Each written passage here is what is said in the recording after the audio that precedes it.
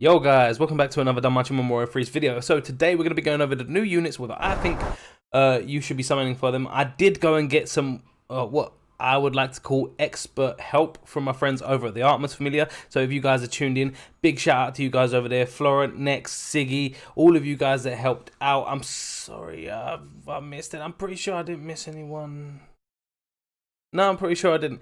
Guys, let me just remind you, if you do make it to the end of the video and you do enjoy what you see, please do not forget to hit that like button. I'm trying to maintain my likes above 30 likes a video. It would just show me that I'm doing the right thing. If I'm not doing the right thing, don't like the video and I'll start making different stuff. But if I can hit 30 likes per video, I'd be so happy. Let me know if you get the South Park reference. But anyway, guys, let's get into the video.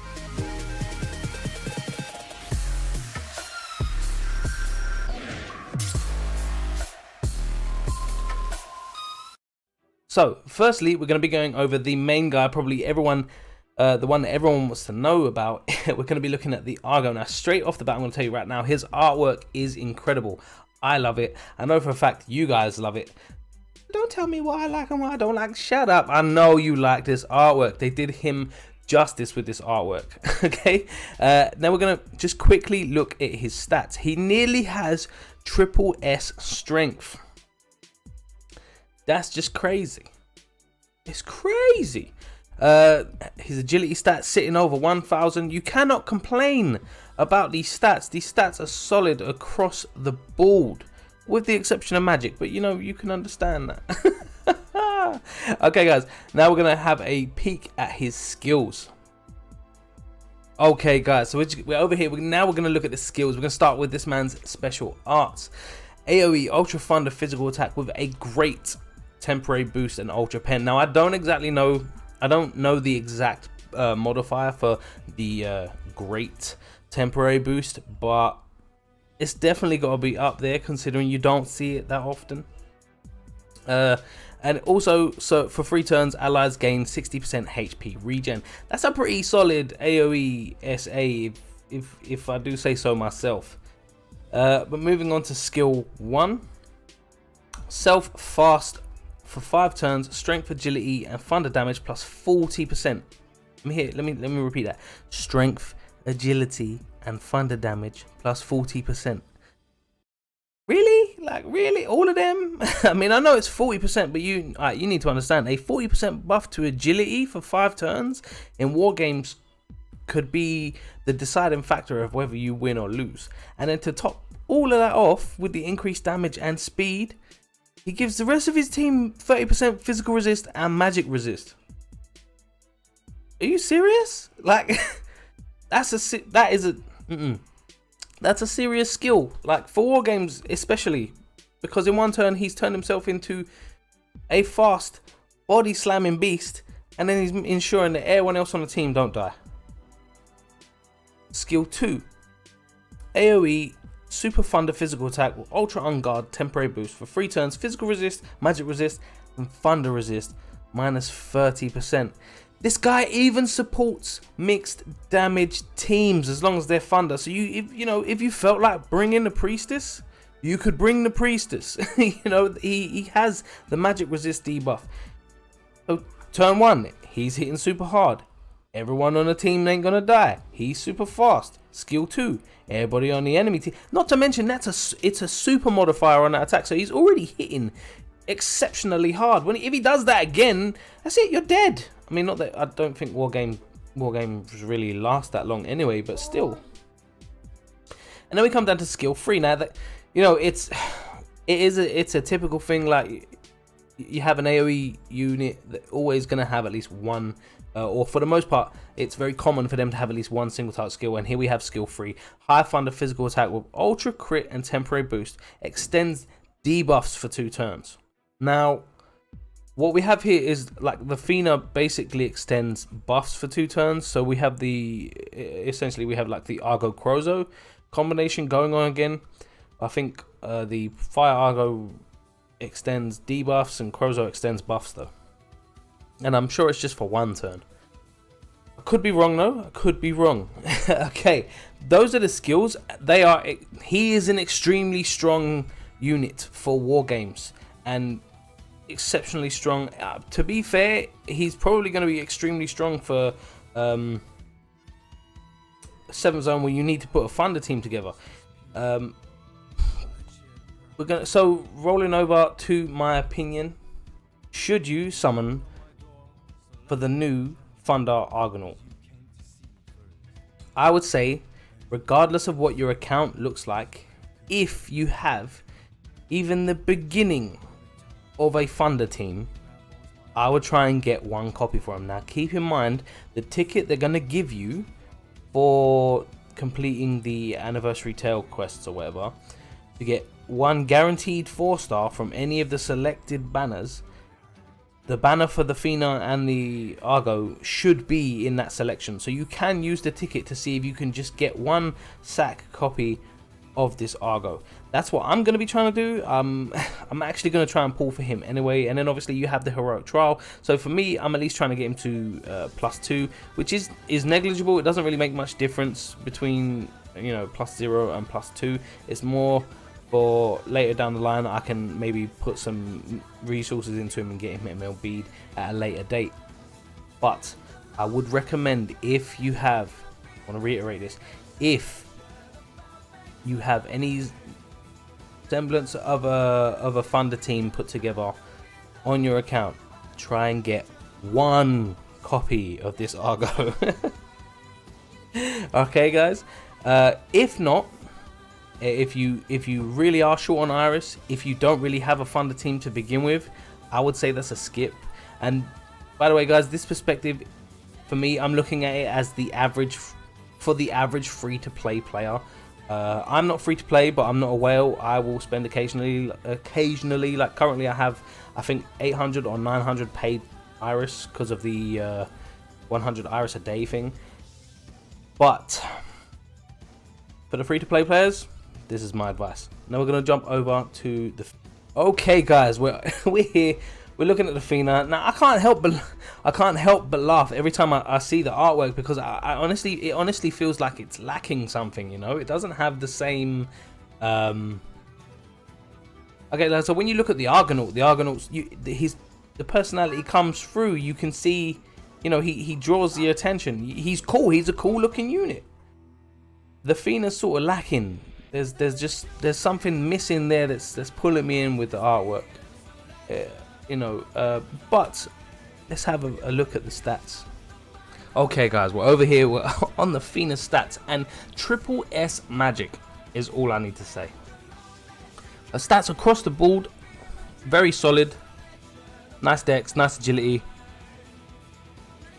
Triple S magic, man. Like it, you know what the thing is, it's like having that triple S magic is great, but depending on what her skills are and what the modifiers on her skill as to how much damage she's going to do determines whether she's going to be worth it or not. Because having that much magic and then only having support skills without any healing, it's like putting $1,000 rims on a $200 car.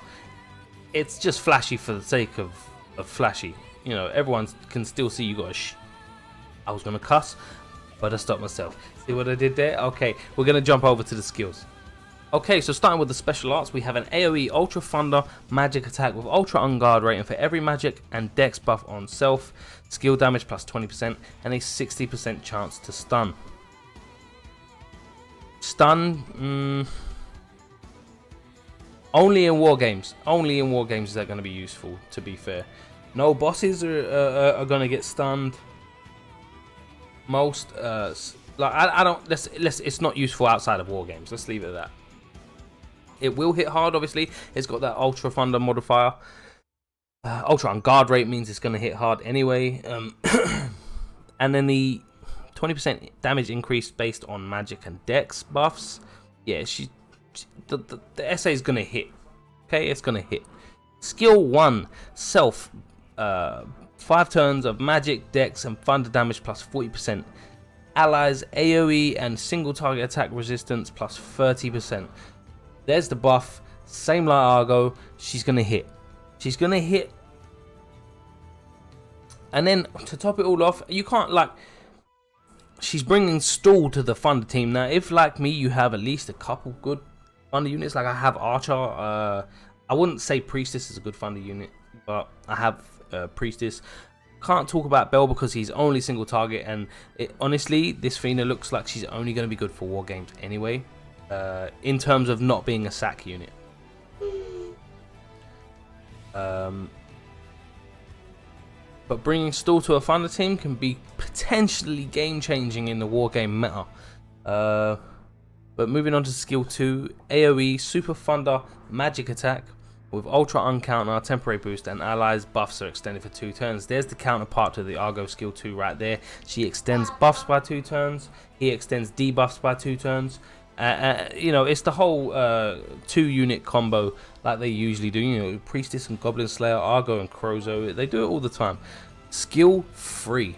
Single target, high thunder magic attack or ultra crit, temporary boost, removes strength and magic buffs except assist units. This skill is going to be the only skill that makes her usable outside of war games because she removes buffs. So I can't remember who it is, what Record Buster it is. She may be usable in some Record Busters. There's no speed modifier on it, like it's not a fast buff removal, so it's not as good as some other ones. But a buff removal is still a buff removal. It is single target, which means it's still, and it's a high damage modifier as well, which means it's still going to slap in Record Buster for when it's used. But do I think you should summon for her based on the perspective of an average free-to-play player? If you have, or if you require a unit to help you through survive Record Busters or survive boss battles, then her skill 1 is going to be exceptionally good. It's like if you don't have Galmus or Alicia or any of those other units that reduce incoming damage from AoE and single target attacks, she's going to be helpful. So if you require a sack unit for that specific purpose to reduce incoming damage, maybe get 1 copy. Outside of that, she's not going to help you. Because if you want to take her to war games, you're going to need to get her max limit broken. Anything other than that, 1 copy if you need it. And I know for a fact, well, I'm saying I know for a fact, but in my opinion, most people will probably already have a unit that reduces AoE or single target damage. You know, like I have Galmus, I have Alicia, even the new welfare, well, I say new, the welfare Leafia that we just got reduces incoming damage by 20%. So, I mean, obviously it's not 30, but that's a welfare unit. So everyone has at least 1 unit that can do the same thing. So I don't think fundamentally, I don't think she's worth summoning for, not even for 1 copy, unless you genuinely need that damage resistance unit because you have no others. She's a skip. Okay, guys, we're looking at the Hestia. You know what? I can see 2 good reasons right now why she's an extremely popular character. Them eyes, man. Ah, gotcha. No. I love this artwork. The outside Aurorio Hestia. Definitely a very wholesome look. Great character design. I like it. It's clean cut. It's not. Her character stands out more to me in this artwork than Fina's does. And I'm waiting for the comments in the comment section saying, oh, you just don't like small-breasted anime girls. True, but that ain't the point here. It's saying that we're going to jump over to her stats. Okay, so there's really nothing else to look at here except the fact that she's clearly an agility-based assist, which means she's designed to help you in war games. That's just it. That is the short and skinny of it.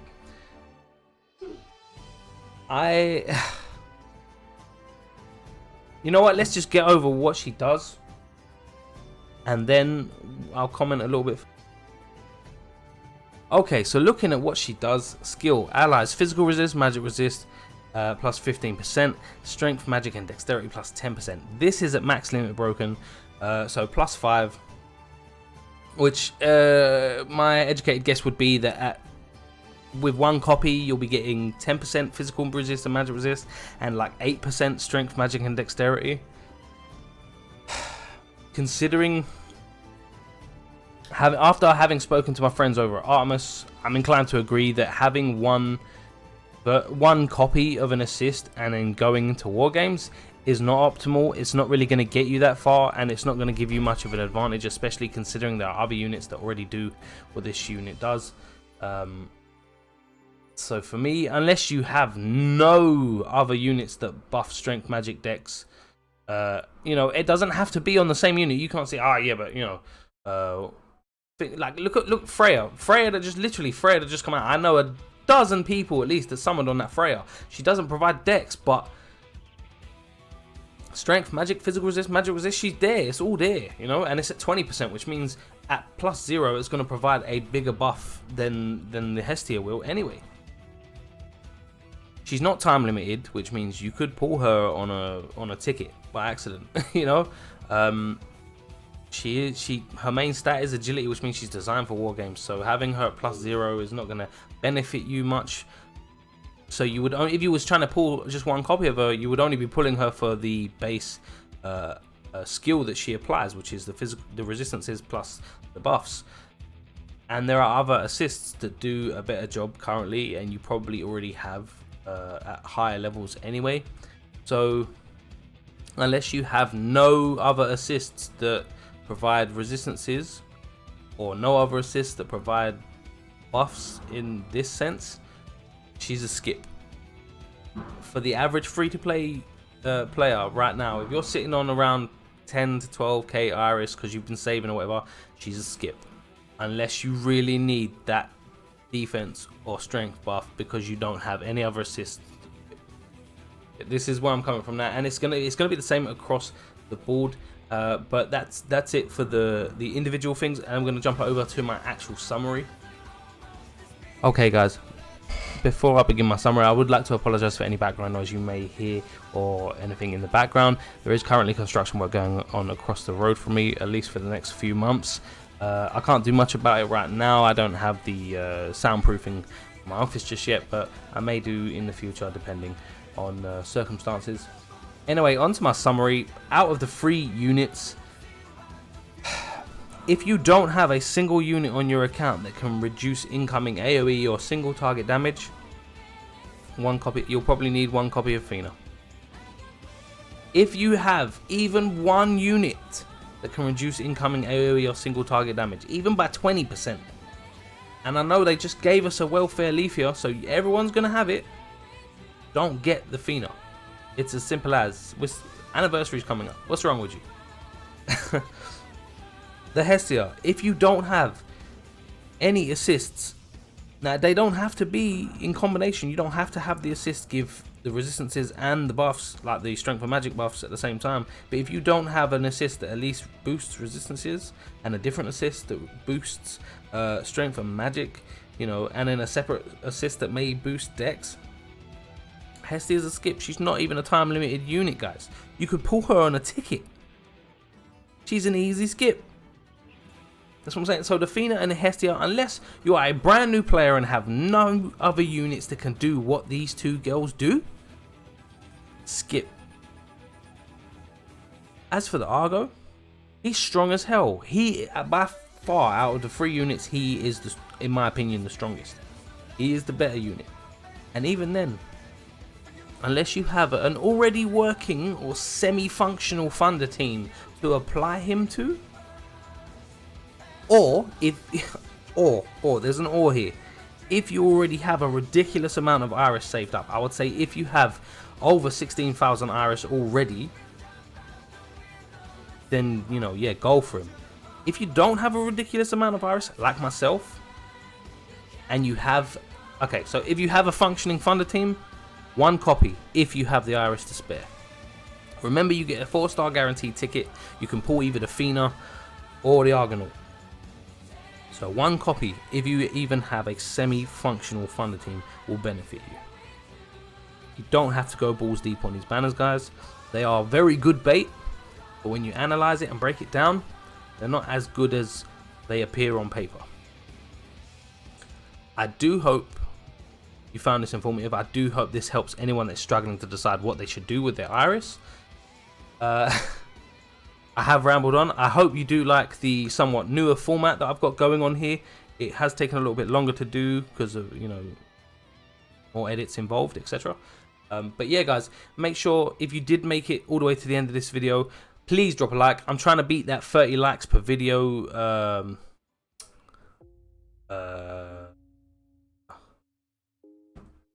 I forgot the word.